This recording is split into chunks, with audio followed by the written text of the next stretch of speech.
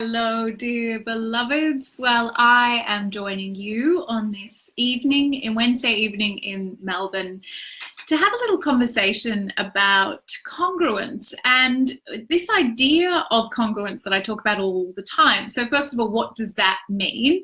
And then what happens when getting congruent is really, really hard and takes us way out of our comfort zone. And actually, this whole spiritual awakening business is not what we expected it was going to be. And it turns out that it's actually going to make us really, really uncomfortable most of the time. What do we do with all of that? So I wanted to talk a little bit about that. So congruence, in my definition, is being congruent between faith and action. So the things you say you believe are actually evidenced by your actions in the world. And this is the very best sign of a spiritual leader. This is in fact, it's the defining quality of a spiritual leader, in my opinion, is that the person's actions match their faith. Now, that sounds really cool, yeah? And it sounds like something we would all aspire to be congruent demonstrations of our faith in the world, because then we're walking our talk. That's a literal idea of what that means, that everything that we do is part of that. But let's have a little look at getting congruent and how we do that, and why that might be a process of getting uncomfortable before we get to the really great part of being like that demonstration of your actions and your faith matching.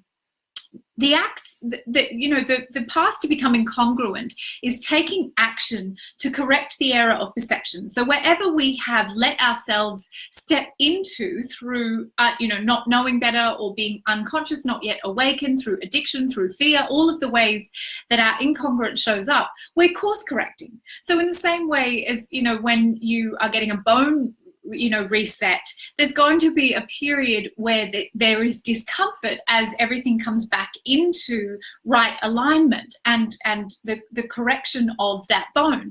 So it goes with us becoming congruent in the world. And sometimes we're going to be asked to, all the time. I'm trying to think of an exception to this, but I really can't. Every time we get more congruent, we are going to go through growing pains. We're going to go through the upper limit of being stretched beyond our comfort zone. So we might think that the end point of our awakening is the comfort zone. Let me just put that myth down for you right now, because if that's what you're here on your spiritual journey to attain, then you're probably in the wrong place. Luckily, there's nowhere else to go. So you're just going to have to get on board with that. When we grow, we stretch ourselves beyond the known, and that is uncomfortable as hell for most of our egos. And it requires this deep level of commitment to staying the course even when it's hard.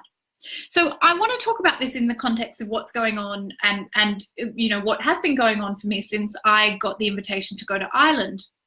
Now, I'm going to Ireland at the end of September, and that is part of my commitment to my higher purpose, which is to lead the revolution in excellence in the intuitive sciences and to train women as spiritual leaders.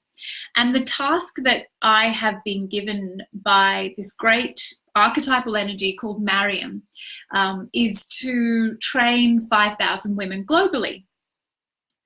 Very often in my meditations and in the silence, I will hear this phrase, go global. And it sounds really cool, yeah? All entrepreneurs probably want that as part of their service, or many of us do, because it's evidence of growth, and I'm really excited about growth. I really like growing my institute. I like reaching more and more women. I like the influence of the institute to grow, because my service is my medicine, but also because the more people who know about this, the more chance that we're going to have that revolution in consciousness. So it feels very aligned, very congruent.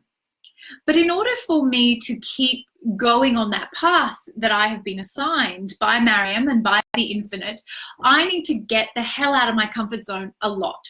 Now, I have a pretty busy agenda. We have 2 intakes of the 3rd level every year. We have lots of other programs going on. We've got a teacher training happening this year for the first time, a postgraduate program, an alumni community, a 5,000 member strong, Facebook group. There's a lot going on, and it's exciting and joyful, and it brings me so much satisfaction.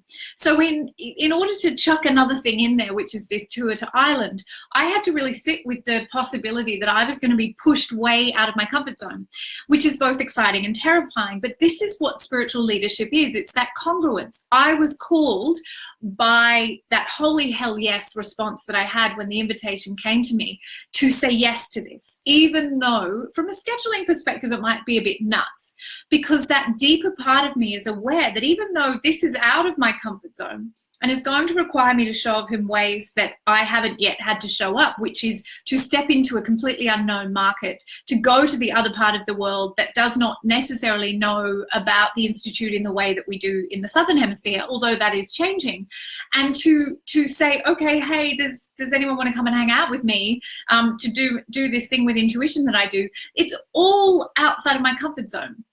And that's where I know I have to go. So as a result of it pulling me towards this discomfort zone, or the learning zone and then the growth zone, I need to be being able to get okay with getting uncomfortable. So this is what it means about, for me, when I talk about congruence being this state where we will often be agitated awake out of our comfort, and it's entirely appropriate. And in fact, it's the best indication that you are growing. And getting congruent is not always about getting comfortable. In fact, as I said, I can't think of a single example where getting congruent is about getting more comfortable. Ultimately, though, the comfort that we're seeking, we will come to recognize, is not about living a life that is, keeping us secure and safe and feels kind of, nice and cozy like a warm blanket. It's actually about that willingness to sit in the discomfort and be unafraid of that feeling. To get comfortable with the discomfort is actually maybe the highest measure of success in terms of us getting on board with this awakening journey. If you want a journey where change is not continual and unending, as I say, then please leave the building right now, because this spiritual journey is not the place for you. But you don't really have a choice, because the only thing we're here to do is to awaken. But I really love reminding myself, and especially now as I'm about to do something that is really, really outside of my comfort zone, I am getting more and more congruent. I have responded to a deep knowing that this is where I'm meant to be, and I don't know necessarily how it's going to work, and I don't know what will happen as a result of it, and I'm not even sure it'll be a literal, you will go to this country and people will come and that will be amazing, and therefore the messages you're hearing of going global will work. Maybe it's something different that's meant to happen there for me, but it's that certainty that I have to keep trusting God, even though my fear wants to drag me back, my ego wants to drag me back and say, just stay home, everything will be much easier if you do what you know how to do, and you do it in the part of the world that you know how to do it, and let's all just hang out here and be comfortable. And I feel like I want to share this with you, because I don't want us to ever mistake comfort for evolution, because it is not the same thing. And congruence is not going to be rewarded with comfort. So don't think that you getting congruent and doing and going to where your soul is calling you is going to be the way you get cookies from God. It simply doesn't work like that. This is not about pats on the head. Your reward for your bravery and your courage is not necessarily going to be a nice, easy life, especially if you are truly committed to walking the path of the spiritual leader.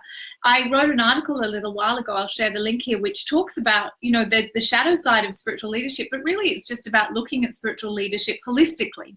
And part of that is the recognition that you will be called to do things and be things and demonstrate your faith in ways that are, going to mean that you're constantly outside of your comfort zone. You are never allowed to sit or rest on your laurels inside the known. And since the Institute began 5 years ago, in fact, 5 years ago this month, I have not been in my comfort zone once, not for 5 minutes. But that doesn't mean that I haven't been in states of utter bliss. And this is the point. We're moving beyond the human ideal of comfort and security and pleasure and all of those things into a deep soul connection to the truth of what these ideas mean, and that sense of oneness with the infinite consciousness, that unity consciousness, that bliss that comes from being unafraid to put down the things of the dream, the trinkets and superstitions, and to go continually closer to meeting yourself as God. That is what our path is for all of us. Another aspect that has shown up for me in terms of this congruence is that I have been called more and more to let Miriam lead. Now, Miriam, for those of you who don't know, is, as I said, this great archetypal energy that has been with me very, very clearly and strongly since the beginning of the year. She's been around for longer than that. And Miriam is the high priestess. Miriam appears in every religion. She's sometimes called Miriam. Her name is also Mary. She's an archetypal energy who has manifested and had historical real life lives as well, which have been documented and are shown in most religions.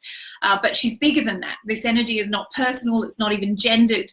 But it is the energy that's guiding the mission that I've been given on this planet, which is to initiate 5,000 women as spiritual leaders to be part of that revolution in consciousness, to set these women free from fear and doubt so that they can lead the revolution. And that is something that I hold deeply in my heart as it is my very purpose for being. There is no bigger purpose than that for me. Nothing else matters to me as much as that purpose.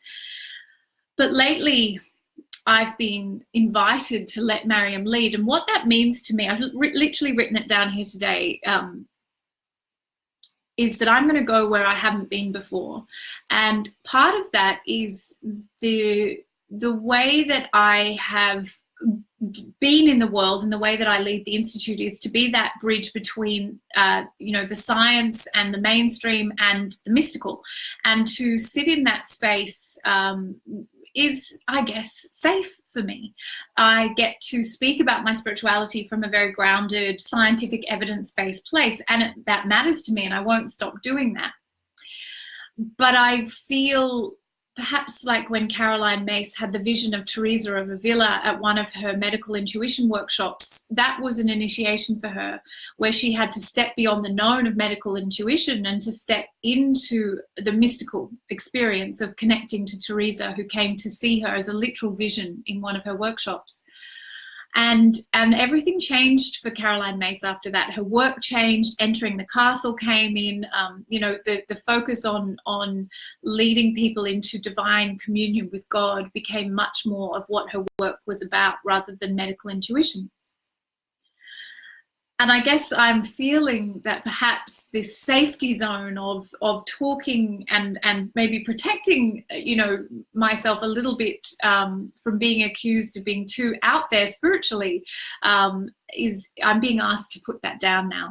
And as I say, that doesn't mean I'm going to stop teaching that, because that information is vital. And, Caroline still teaches medical intuition. I'm not saying I'm like Caroline, by the way. I just really love her, and I see her as a teacher and an example for me. I'm nowhere near her genius at all, but that there is something here for me in being invited to get congruent, is that this great energy that has given me this incredible task, which is a gift because I know my purpose so clearly, is inviting me to let her lead more and more.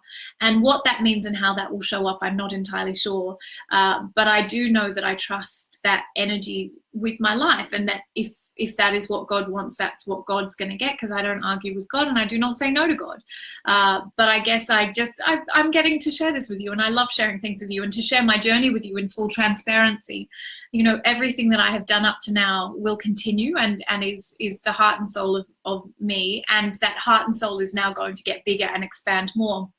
Interestingly, it's the time also, this workshop in Ireland of the Initiate program will probably be one of the last that I teach live, because I'm handing the mantle on to the incredible women who have stepped up to be the inaugural teacher trainers in the Institute for this wisdom, the science of intuition, the science of consciousness. And I'm handing that baton on to them. And they will be the ones who run these workshops globally as retreats online. And this space, I guess, is being created now, perhaps for Miriam to determine what the next steps are. And I know, and I've mentioned this before, that will include a book. Priestess, Mystic Leader is the next book that is coming, and that she is writing that undoubtedly.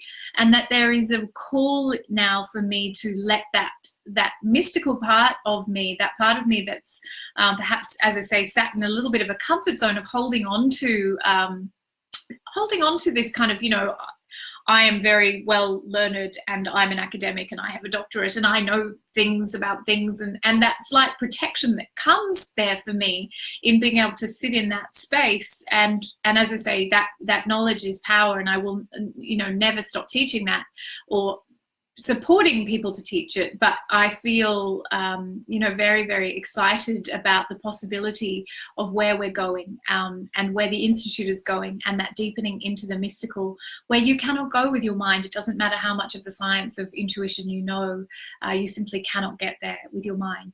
And so I will let Miriam, that great archetypal energy, determine what those next steps are, but it is without question where I'm meant to be and where the Institute is going, and that spiritual leadership to reach those 5,000 women, those daughters of Miriam, the sisters of Miriam, the women who we have spent lifetimes together incarnating again and again as the priestesses of non-local intuition, and we will reach further and wider, and we will do it together. And when I get out of the way and surrender to this even more, I have no doubt what we're creating is truly a revolution.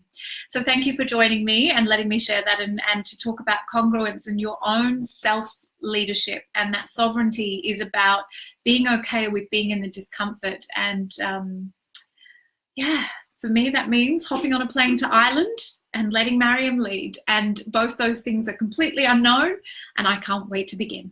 Mwah.